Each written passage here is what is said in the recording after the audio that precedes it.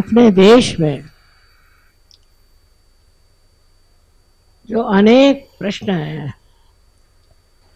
उसमें सबसे बड़ा प्रश्न है कि यहाँ पर औरतों को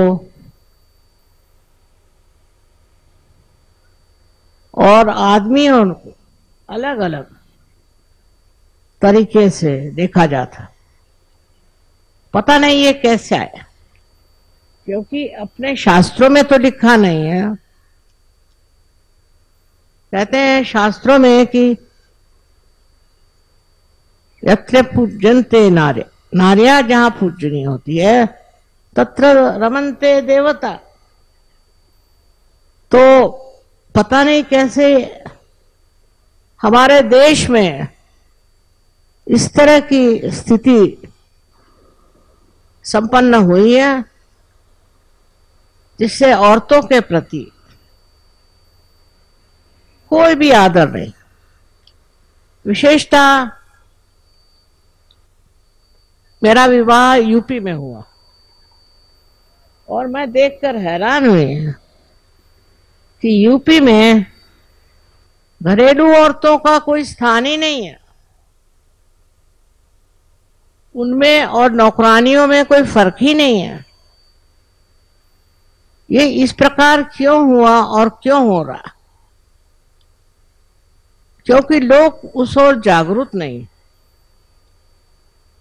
और कभी कभी देख करके तो रोना आता है, जिस तरह से औरतों को छला है, घर से निकाल दिया, कोई वजह नहीं, यूं ही घर से निकाल दिया। और ऐसे बहुत सारे हमने जीवन में अनुभव लिए और जिसकी वजह से अत्यंत व्यथित हो गए। समझ में नहीं आता था किस तरह से क्यों औरतों को सताया जा रहा है, और इनके रहने की भी कोई व्यवस्था नहीं। जब घर से निकल गई तो उनको देखने वाला भी कोई नहीं। बाल बच्चे लेकर के निकल आएंगी बेचारी। वो लोग तो है निराश्रित, पर बच्चों को भी बिल्कुल बुरी तरह से निकाल देते। ये अपने यहाँ की व्यवस्था किस तरह से बदल सकती है? इसका कोई इलाज है या नहीं? मैंने बहुत बार सोचा कि इसके बारे में लिखना चाहिए, पर लिखने से कुछ नहीं होगा। इसके लिए कोई व्यवस्थित रूप से कोई इंतजाम करना होगा, कोई व्यवस्था करनी होगी। और एक तरह से बड़ा दिल कचोटता था। ऐसी अनेक अनेक औरतें देखी हमने जो आज रास्ते पर भीख मांगे। लोगों ने बताया कि अच्छा तरीका है भीख मांगने का। मैंने कहा भाई तुमको मांगना पड़े तो पता चले। औरतों के प्रति एक अत्यंत उदासीन प्रवृत्ति जो अपने देश में आ गई है, मुझे उससे तो रोना ही आता था। और इसीलिए मैंने ठाम लिया था कि इनके रहन सहन का, इनके खान पीन का, इन बिचारी औरतों का कुछ न कोई इलाज करना चाहिए। वो लोग रास्ते में भीख मांगती हैं, हर तरह का काम करती हैं। उनको मैंने घर में बुलाया, उनसे बातचीत करी, तो कोई कारण नजर नहीं आता। आदमियों को कोई औरत अच्छी लग गई, इसको छुट्टी करो, दूसरा कुछ बहाना करके औरत को घर से निकाल दो। पता नहीं क्यों औरत एक महान जीवन है, उसी से सारा संसार खड़ा होता है। उसी से अपने देश में हजारों बाल बच्चे संसार में आते हैं, पर उनके प्रति इस तरह बेकदरी से लोग पेश आते हैं कि सहते सहते औरत भी पागल हो जाए। पर नहीं, वो अपने बच्चों की वजह से बड़े हिम्मत से जीती है, लेकिन करे क्या? उसके पास कोई खाने का जरिया नहीं, कोई तरीका नहीं, तो वो क्या करे? कहाँ जाए? किससे भीख मांगे? कोई उनको दरवाजे में भी खड़ा नहीं करता। इसका कोई इलाज मुझे दिखाई नहीं दिया। इसीलिए मैंने बहुत सोचा कि सबसे बड़ा काम अगर कुछ है तो इन औरतों के लिए कोई स्थान बना देना। मैंने यही सोचा कि यहां आकर के वो सीख लेंगे, कुछ न कुछ काम सीख लेंगे। इसके अलावा ये लोग मालिश करना सीख सकती हैं। इसके अलावा ये लोग छोटे छोटे अपने होटल जैसे बना सकते, पर उनको सहाय करने के लिए कोई चाहिए, कोई स्थान चाहिए, और उनको समझाने के लिए कोई चाहिए। इसी ख्याल से मैंने ये आश्रम बनाया है और इस पे सभी के प्यार को ललकारा, सारे विश्व के प्यार को ललकारा है कि सब लोग प्यार से इसे देखें। इन बिचारी औरतों का कोई दोष नहीं है। वो जो दर दर में भीख मांग रही हैं, इसका उत्तरदायित्व हमारे समाज का है। बहुत दुख होता है।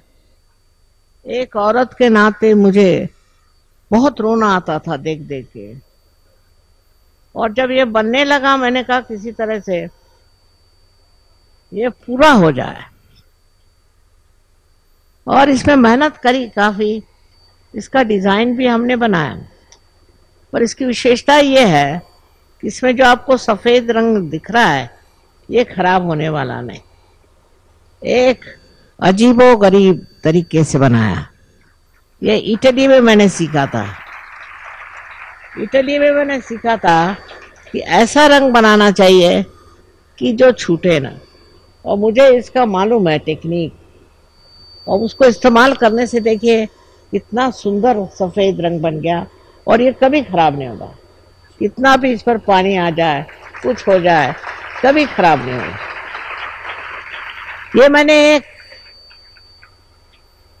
एक्सपेरिमेंट के तरह से, लेकिन ये चीज है बड़ी अच्छी, और इस तरह की चीज बनाना कोई मुश्किल नहीं।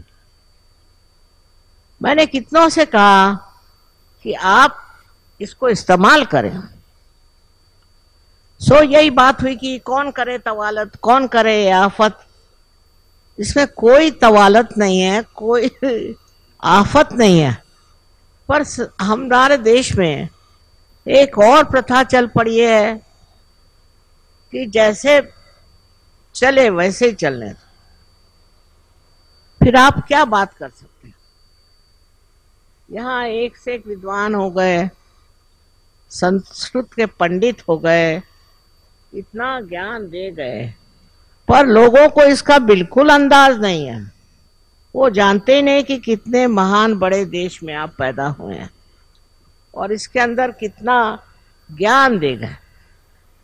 यही कि औरतों को आप बिल्कुल कुछ नहीं समझते, औरतों को बिल्कुल जैसे कोई भिखारी हो जैसे रखा जाता है। पति जो है वो शराब पिएगा और बीबी को मारेगा, और मारेगा नहीं तो भी उसको कुछ सहूलियत नहीं है, कोई सुविधा नहीं बेचारी को, वो किसी तरह से भी रह ले। हाँ, अगर वो कोई रईस की लड़की होगी तो ठीक है, नहीं तो बहुत सताते। और इस तरह से कितनी ही औरतें अपने आप पछाड़ी गई हैं। उसमें से कुछ तो घर से निकल खड़ी हो गई और भीख मांग रही, और कुछ ऐसी भी हैं जो घर में ही सड़ गल रही है, घर में ही रोते रहती और किसी तरह से अपना जीवन काट रहे। पता नहीं समाज में इसके प्रति अभी खासकर इधर खासकर अपने यूपी में इधर ध्यान नहीं गया। महाराष्ट्र में एक बात अच्छी हुई कि वहां पर 2-3 समाज सुधारक निकले। उन समाज सुधारकों ने बहुत कार्य किया। उनके वजह से वहां पर यूनिवर्सिटीज बन गई, औरतों को बहुत अच्छा शिक्षण मिला और लोग देखने लगे कि औरतों में भी बहुत गुण है।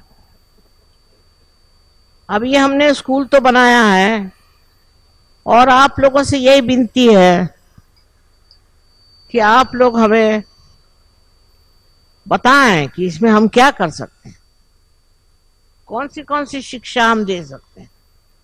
ऐसे हम लोगों ने तो बहुत सोच लिया है, पर तो भी आप सूझने हैं, आप हमारे पास खबर भेजें कि और क्या क्या हम इन औरतों के लिए कर सकते हैं। प्रदेश में हमने देखा कि वहां कायदा कानून ऐसा है कि कोई भी औरतों को इस तरह से सता नहीं सकता, ऐसी उनकी दुर्दशा नहीं होती। यह अपने ही देश की विशेषता है जहां पर कि ऐसे औरतों की दुर्दशा होती है। प्रदेश में हम बहुत साल रहे, जाते आते रहे, सो ये फर्क बहुत मुझे मालूम हुआ, बड़ा महसूस हुआ कि यहाँ पर देखिए कि एक औरत की कोई कीमत ही नहीं है। वही बच्चे पैदा करती है, वही संवारती है। वो भारतीय नारी तो वैसे भी बड़ी सुंदर होती है, बहुत कार्यक्षम, बहुत दक्ष और बहुत ही ज्यादा मोहब्बत वाली होती है। यहाँ की माताएं तो मशहूर हैं, पर हमारे यहाँ उनके लिए कोई प्रेम आदर नहीं। पता नहीं ऐसा क्यों। हाँ, वहां जरूर है, औरतों ने ही अपना मंच बनाया हुआ है, उन्होंने अपने लिए सब ये स्थापित कर लिया है और इस देश में उनको पूछने वाला कोई नहीं है। इसी ख्याल से एक छोटा सा यह आश्रम हमने बनाया है कि इस आश्रम में जो लोग आए, लड़कियां, औरतें, उनको दे दिया जाए ज्ञान, अपने पांव पर खड़े होना और सहयोग भी उसके साथ साथ। अगर वो इसको प्राप्त कर लें तो वो बहुत अभिमान के साथ और गौरव के साथ रह सकते हैं। यही आश्रम में हम बहुत सी इंडस्ट्रीज भी बना सकते हैं, बहुत से खाने पीने की चीजें बना सकते हैं और बहुत से उच्च तरह के भी शिक्षण दिया जा सकता है। ये तो देखा जाएगा कि किन औरतों में इसकी क्षमता है, कितनी औरतें इसमें उठ खड़ी होती है। कभी कभी हमने देखा है कि ऐसे ही जगहों से जहां पर औरतों को इतना कुचला गया है, बड़े बड़े स्थानों में औरतें उठ खड़ी हुई हैं, पर हमको उन्हें मदद करनी होगी, उनको देखना होगा, क्योंकि जो हो रहा है वो अपने समाज के लिए बहुत हानिकारक है और बड़ी दुष्टता की निशानी है। उस तरफ हमारा ध्यान ही नहीं है, पता नहीं कैसे। उधर ध्यान देना बहुत जरूरी है। और जो ये औरतों के तरफ हमारा कहना चाहिए कि उनके लिए जो हमारे दिल में, हृदय में जो श्रद्धा होनी चाहिए वो नहीं, बिल्कुल नहीं है। और हम बुरी तरह से उनको सताते भी हैं, पीटते भी हैं, बात बात में मारते भी हैं। ऐसे ऐसे मेरे पास कहानियां हैं कि मैं उनको अभी अगर सुनाऊं तो आप सब रो पड़िएगा। मैं बहुत रो चुकी। अब चाहती हूं कि कुछ ना कुछ मार्ग ढूंढा जाए, और उसलिए एक छोटा सा ये प्रयास किया है। इसको बढ़ा भी सकते हैं बाद में, और फिर यहां से जो औरतें ठीक हो करके जाएंगी, जो यहां से कहना चाहिए कि परिपक्व होके जाएंगे, वो कुछ ना कुछ अपने जिंदगी में करेंगे। इतना ही नहीं, वो अपने को संभाल सकती हैं, अपने बच्चों को भी संभाल सकती हैं, और बाइज्जत अपनी जिंदगी निभा सकती हैं। ये बहुत जरूरी है। उनको कितना भी आप शिक्षण दीजिए, कुछ दीजिए, घर में उनकी अगर इज्जत होती नहीं तो वो क्या करेगी बेचारी। उनकी पढ़ाई लिखाई की इज्जत अगर नहीं होती तो वो क्या करेगी। इसलिए कोशिश यही करनी है कि इनको इस लायक बना दिया जाए, इन औरतों में यह आ जाए हुनर कि वो स्वाभिमान के साथ अपनी जिंदगी काट सके। वो भी इंसान है, वो कोई जानवर तो नहीं है, वो भी इंसान है, और इंसान की पदवी उनको देना ये नितांत आवश्यक बात। अगर हम ये बात नहीं समझेंगे, पहले तो अपने घर द्वार से शुरू करें, वहीं से देखिए कि कैसे क्या चल रहा है। हमने तो बहुत बहुत नजदीकी तरीके से देखा है, और सिवाय रोने के और कोई मार्ग नहीं था। मैं जान करके हिंदी में बोल रही हूं, क्योंकि परदेसी लोग हैं, इनके सामने अपने देश की औरतों की निंदा कैसे करें।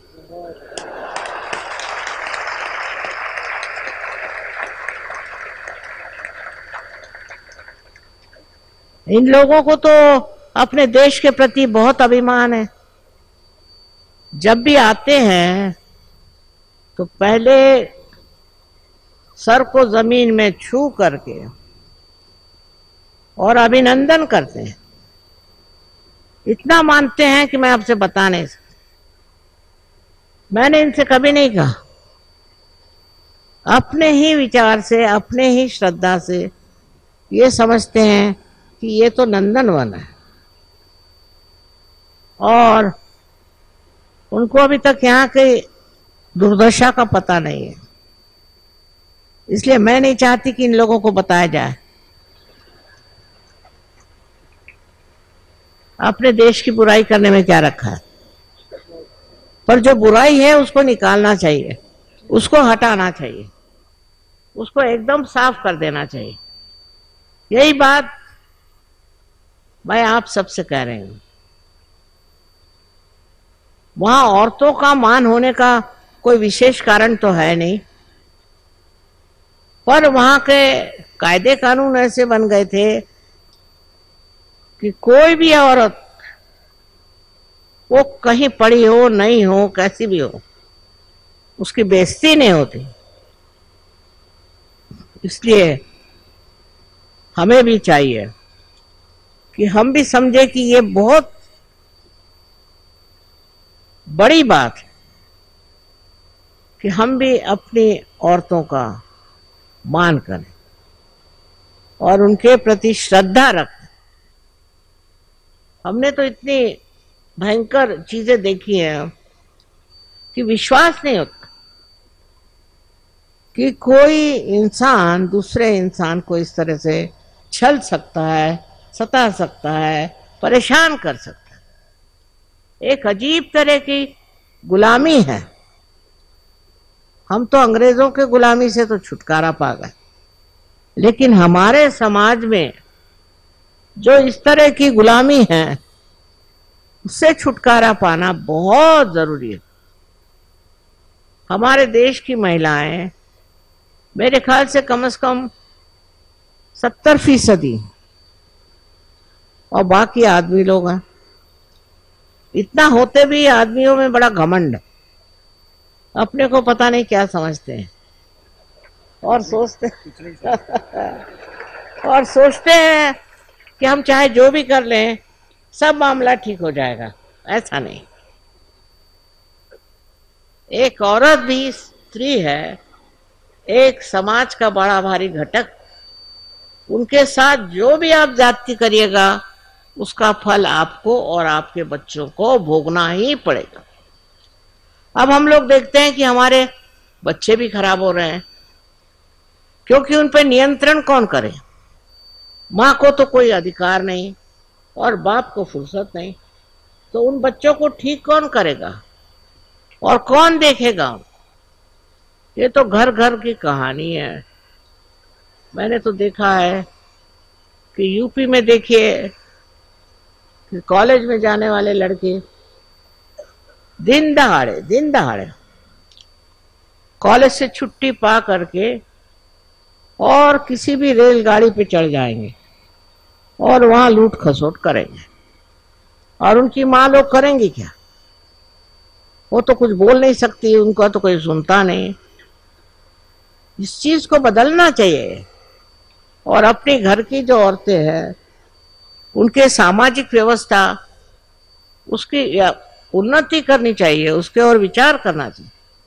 जो अपने घर में है वहां से जब शुरू होगा तो और भी जगह हो जाएगा। और मुझे इसके लिए नितांत नितांत तकलीफ होती रही। हम तो क्या बताएं आपसे, स्वभाव से ही बेकार है, सहन नहीं होता। जब ये बिल्डिंग बनने को हुई हमने कहा कुछ भी करो, पैसा ऐसा दे देंगे, पर ये बिल्डिंग बनाओ किसी तरह से। और जब ये बिल्डिंग बन गई तो मुझे बड़ी खुशी हुई। कम से कम एक चीज ऐसी बनी है,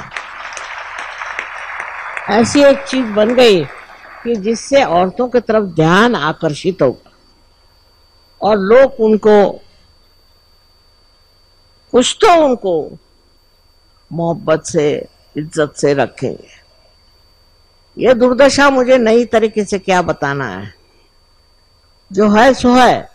पर आप लोग अपने वैयक्तिक जीवन में देखें कि आपके यहाँ औरतों का क्या हाल है, आपकी माँ बहन उनका क्या हाल है, और उसके बाद समाज की ओर दृष्टि करें।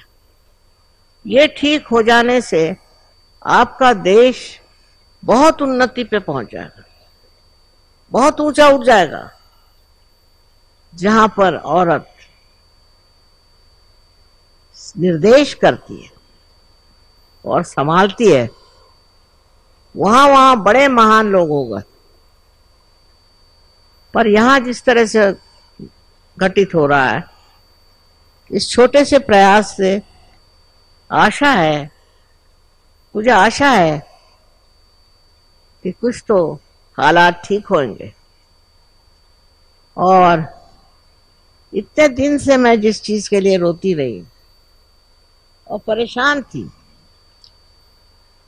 उसके और सबका ध्यान जाए और सब लोग उस ओर देखें।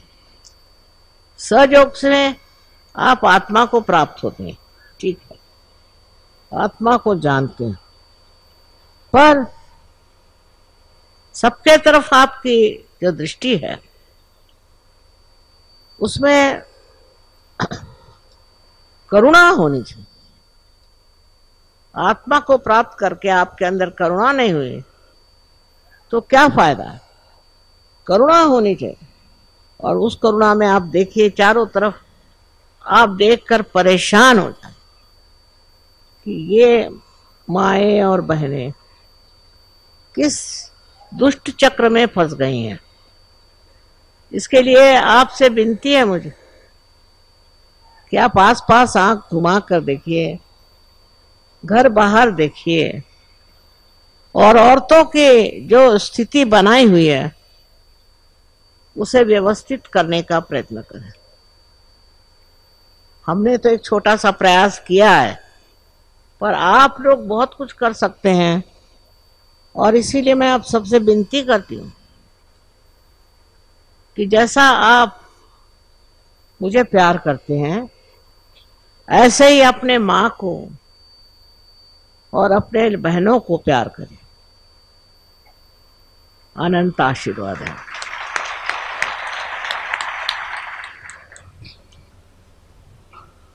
Honorable and respected ministers of government, Government of India and Government of Uttar Pradesh, other distinguished VIPs, dear guests, dear Sahajogis and Sahajoginis from all parts of the world, it's not an easy task to talk about a person who is wedded to you and with whom I have lived now for 56 years. But you'll kindly forgive me, honorable ministers, ladies and gentlemen, if I do say something, forgetting for the moment that she is my wife, because she is Adi Shakti. And what I want to tell you is that in this world where we have all kinds of problems, dividing humanity, creating friction, creating problems, she has devoted her life completely to the creation of a new humanity, comprising men and women who are who are wedded to truth, spirituality, morality, compassion, and every other quality that you can think of. She has created that kind of human being. Now, I, for one, when she began it, I did not believe that it was possible to do so. But then you have this humanity sitting here, and it is her creation. She is perhaps the only one leader in the world who is bringing people together, who is getting people of all religions, all races,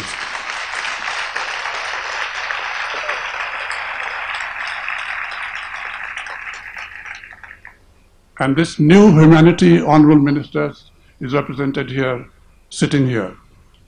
She has innumerable qualities. She has created a world. It's not easy to create a new world. But today I want to talk about one particular quality of hers, and that is the quality of compassion. And I'll mention to you two incidents.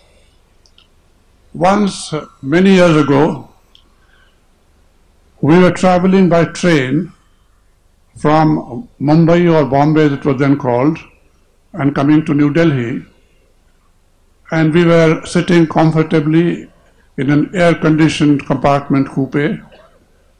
At about lunchtime, our train stopped at a particular junction, and lunch was brought in for us to be served in our compartment. And right at that moment came another train from a different direction to the same station, stopped. There was just a little distance between our train and the other train. And what we saw was this: from the dining car of that train, the cooks threw something, the remnants of food from people who had eaten earlier. And a few children, small children, they ran towards that in order to get a few morsels for themselves. Now please believe me, ladies and gentlemen, she looked at that and she had tears in her eyes, and so had I. And she said, "Is this the fate of these children? They don't deserve this, they deserve something better." And she said, "It's impossible now for me to eat this food. From now I determine that someday we will have an ashram for orphan children."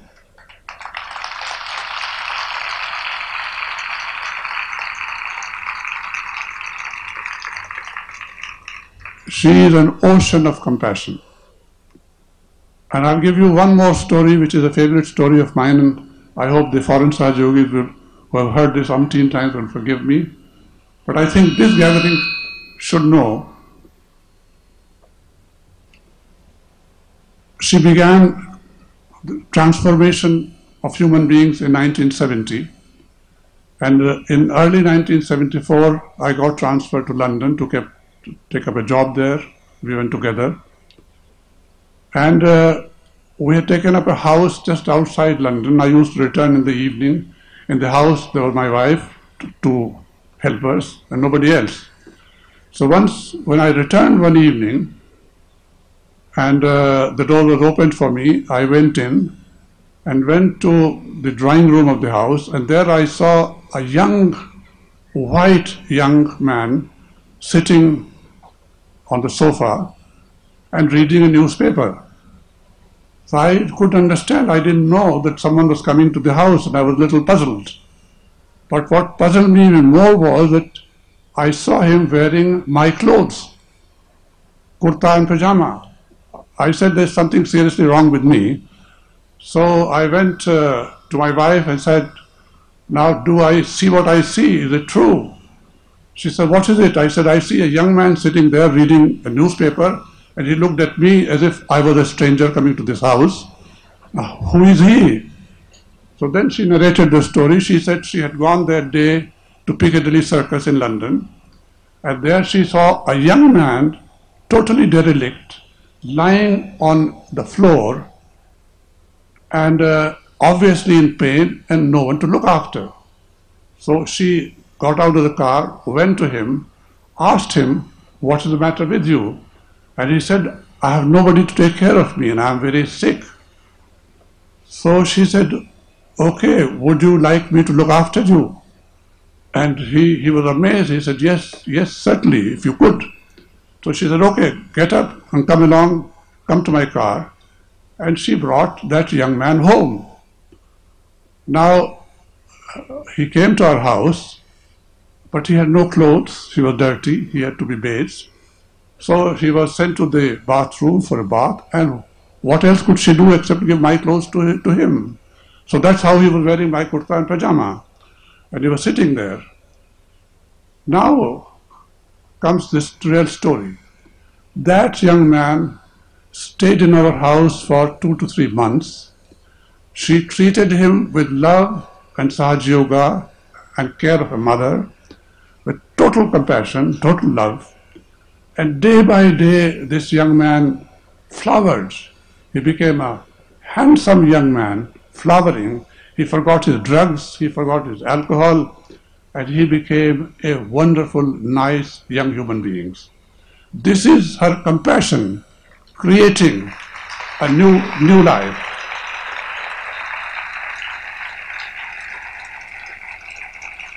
He was a young man from Australia. He went back to his mother and father, and you can imagine how pleased they were. Now, these are two incidents I wanted to narrate to you. There are umpteen, so many of them, and I can go on for the whole night, but I won't, I assure you. Now, this ashram,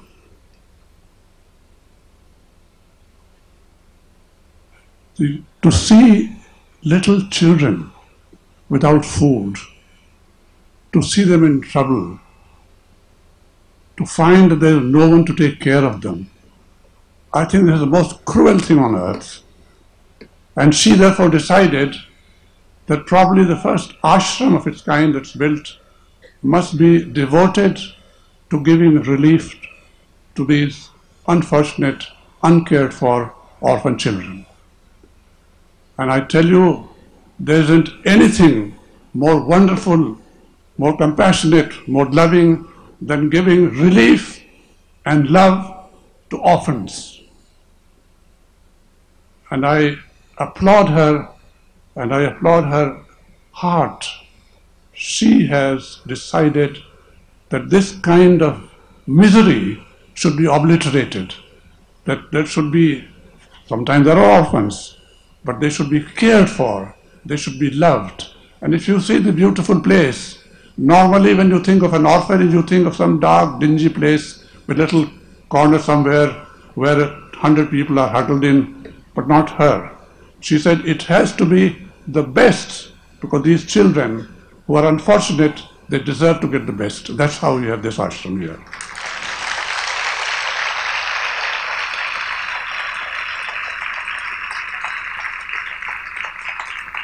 And then about destitute women. I'm sorry to have to say there's such cruelty in our society sometimes towards women. They are thrown out of their houses, they were nowhere to go. Fortunately, not too many. But then there again, what do they do? Where do they go? But there is this wonderful lady. She says, no, these women also deserve a good life, a better life. They must be cared for. They must be given an opportunity to lead a proper, happy existence. And therefore, she chose these two categories of unfortunate people, orphans and destitute women. She'll put them here and they will get the best that it is possible for money to buy for them. They will have good food, they will have education, they will have training, and they will become wonderful members of society. Now, there is another aspect of her creation. One aspect is sitting here, the global aspect, people who have been transformed, whom I call angels, who have no voice at all, who are people who are creating a new world. I have served the United Nations system. I wish the UN had done what she has done. But what UN could not achieve, what 150 governments could not achieve, she has achieved all by herself.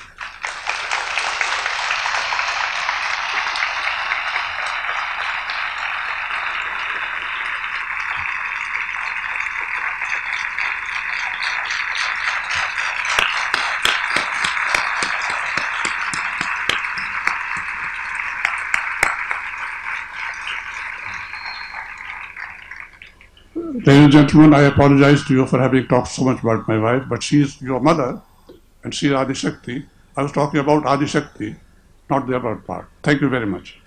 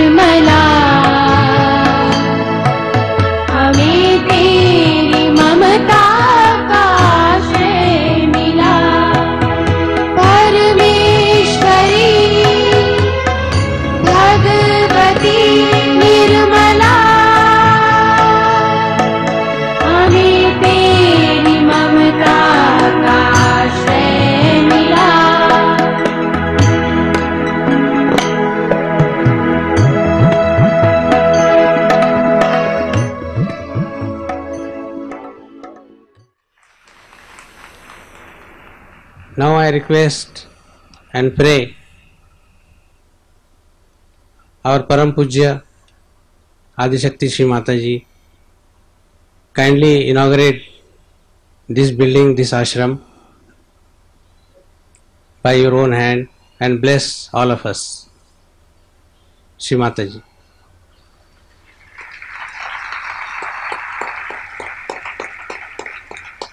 The inauguration stone is on that side. Shri Mataji will be inaugurating by the remote control.